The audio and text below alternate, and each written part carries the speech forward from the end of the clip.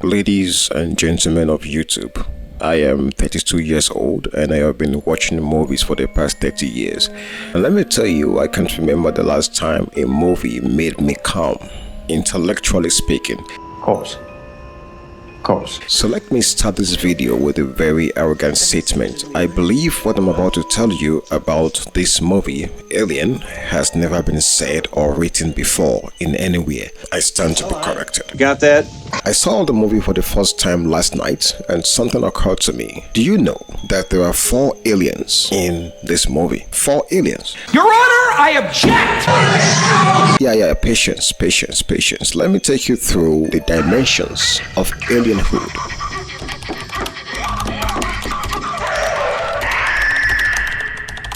If you were born within the last 50 years, when you hear the word alien, your mind immediately conjures beings from outer space, creatures that don't look like us and don't live where we do. We define alien by location. Alien exists out there on distant planets, in other realms beyond our borders, and they are usually imagined as invaders. Aliens! Alien invasion! Alien attack!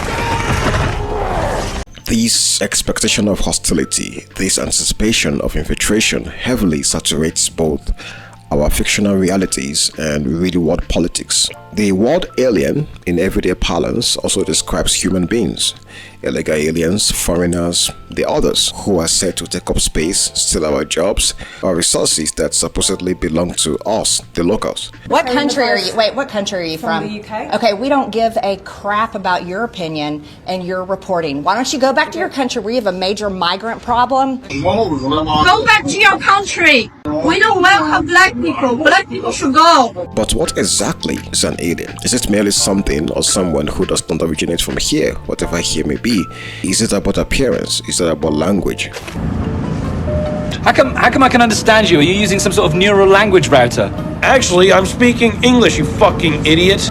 Is it about geography? Many people, including you, missed the message of Alien. The movie is asking you to look again. Yes, we know it's a sci-fi horror about a dangerous, monstrous extraterrestrial, but there is a deep meditation on alienhood just beneath the bonnet. You are carried away by this, but the movie does not just present an alien. It presents multiple forms and dimensions of alienhood. Now some are visible, others are concealed, some are monstrous, and there are others who are disturbingly mundane. By the end of the movie and this video, you should realize that the alien is not just the creature, it's also the machine. It is the institution, it is the betrayal of shared interest, it is the familiar that is turned against us.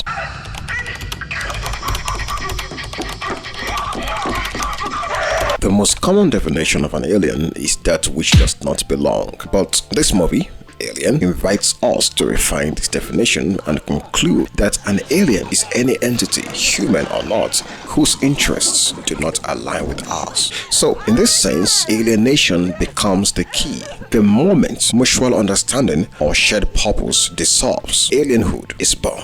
By this definition, the film reveals not one alien, but 4. The first one is the alien creature, the obvious grotesque intruder from outer space. The second alien, however, is Ash, the android. He is human in appearance but fundamentally misaligned with the crew's interest. The third alien is Mother.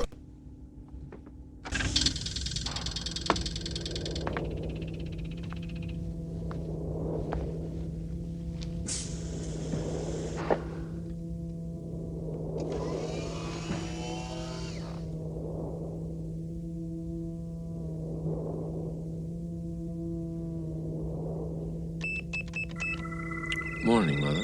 The ship's AI, the seemingly impartial system that follows corporate directives, not human safety. And the fourth one is the company. Just tell me how you can leave that kind of decision to him. Look, I just run the ship. Anything that has to do with the science division, Ash has the final word. How does that happen? It happens, my dear, because that's what the company wants to happen. The company is the invisible puppet master whose goals override all human concern. Each of these becomes alien not because they are different in origin or in form, but because their agenda violates human survival and autonomy.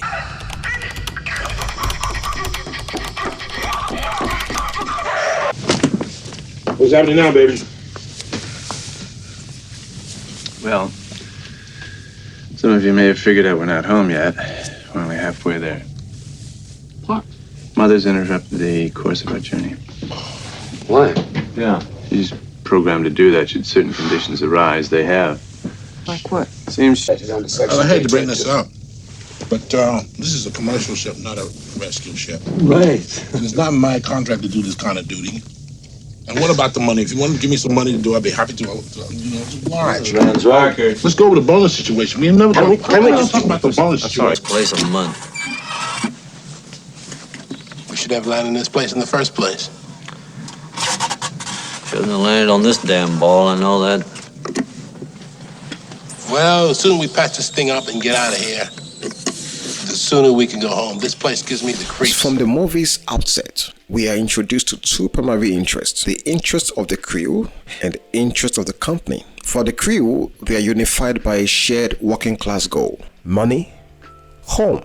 The crew are just blue-collar workers just trying to get paid and go home. I want you to observe how we never saw the company. The company is a distant and faceless entity that sees the crew as expendable tools in its pursuit of bioweapons. It is the invisible force pulling the strings from above. Among the crew, however, is Ash. He walks like us, he talks like us, but Ash is not one of us. He's an android. He's the company's proxy. He's a humanoid infiltrator. Although he walks among the crew and eats with them and talks like them, his form is human, but his purpose is alien. His programming is not human. His interests are aligned with the company's, not with survival, friendship, or ethics. His alienhood is hidden in plain sight. He's the political saboteur disguised as a citizen. He's the agent of betrayal that embeds himself in a familiar body. So Ash is not just an AI or an android. He is the symbol of deception. His alienhood is not spatial but ideological. Get her up! Get her up! Get her up! Get her up! Get her up! Get her up!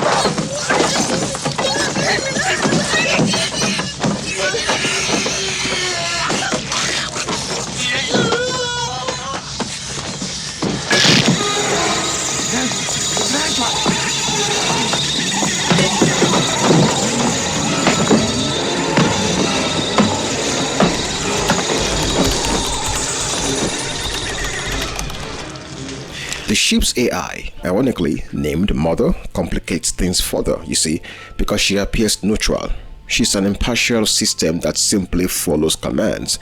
But as you and I know, neutrality in the face of exploitation is complicity. Mother obeys the company's orders, even if it means sacrificing the crew. She's alien, not in emotion or behavior, but in function. She does not act in the crew's interest. Her loyalty, like Ash's, is to the unseen hand above. So, in a broader sense, Mother represents systems, technologies, bureaucracies, platforms that claim objectivity but ultimately serve power.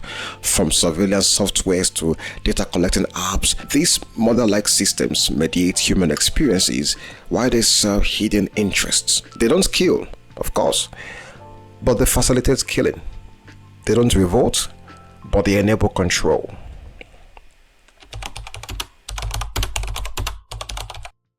Anything that has to do with the science division, Ash has the final word. How does that happen? It happens, my dear, because that's what the company wants to happen. Come the company sent us a goddamn robot. All I can think of is they must have wanted the alien for the weapons division. Ash!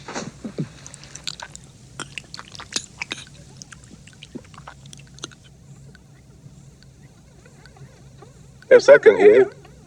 What was your special order? You read it. I thought it was clear.